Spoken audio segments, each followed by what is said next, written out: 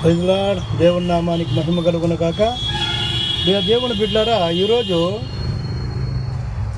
మనము దేవుని ద్వారా ఆశీర్వదింపబడాలి అనే ఒక మనసు ఉన్నవారు వీడియో లాస్ట్ వరకు చూడండి. మన ప్రభువును ఈ లోక రక్షకుడైన యేసుక్రీస్తుల వారి శ్రేష్టమైన నామమున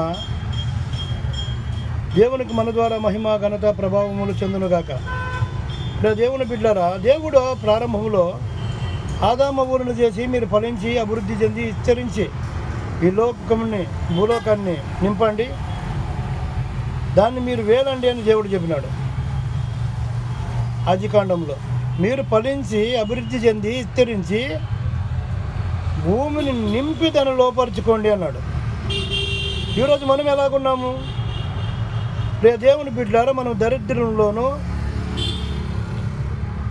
మనము బానిసత్వంలోనూ ఒకరి చేతుల కింద బానిసలుగా ఉంటూ దేవుడిచ్చే ఆశీర్వాదాలని దేవుని బిడ్డలారా పొందుకోలేక శాపగ్రస్తలమై ఈ లోకంలో అల్లాడిపోతున్నాం. కారణం ఏమంటే, ఒక మనిషి దేవుని ద్వారా ఆశీర్వదింపబడాలి, దేవుని ద్వారానే ఆశీర్వదింపబడాలి. రోమపత్రికలో అపోస్తుడైన పౌలు అంటాడు, మీ మేలు కొరకై సమస్తమును సమకూడి జరుగుతున్నది. మీరు ఆలోచన చేయాలి, నిదానించాలి. దేవుడు నాకేదో మేలు పెట్టినాడు ముందర అనాలి. మీ మేలు కొరకై సమస్తమును సమకూడి జరుగుతున్నదని మీరు తెలుసుకొనడి. మీ మేలు కొరకు. కానీ మనము ఆ మేలు కొరకు సమస్తమును సమకూడి జరుగుతుంది. మేలు కొరకు అంటే మనము యోచన చేయము, నిదానించము. ప్రతి ఒక్కటి కూడా అనుకున్న సమయానికి మనకు రావాలి.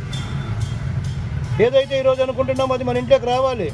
అది రాకపోతే అడ్డు రూట్లోనైనా తెచ్చుకోవాలి. ఓ క్రైస్తవుడా, నీవు క్రైస్తవ ఒక జీవితాన్ని దేవునితో ఆయన ఏమో చెప్పినాడంటే, మీరు ఫలించి అభివృద్ధి చెంది విస్తరించి ఈ భూమిని లోపరుచుకొని దాన్ని వేలడి అంటుంటే, ఈరోజు శాపగ్రస్తమైన దాన్ని ఎవరో లోకంలో దొంగతనము, వ్యభిచారము, నరహత్యలు చేసి సంపాదించిన డబ్బులని వారంచుకుపోయి వారితో బానిసలుగా ఉంటూ వారు ఇచ్చిన దాన్ని తీసుకుంటూ దేవునికి మీరు విరోధులై శాపాలుగా తెచ్చుకుంటున్నారు. దేవుడు చెబుతున్నాడు, ప్రతి ఒక్కటి కూడా ఆయన ఇచ్చడానికి సిద్ధ మనిషి కలిగి ఉన్నాడు. ఆయన ఆజ్ఞలకు లోబడి దాన్ని తీసుకోవాలి.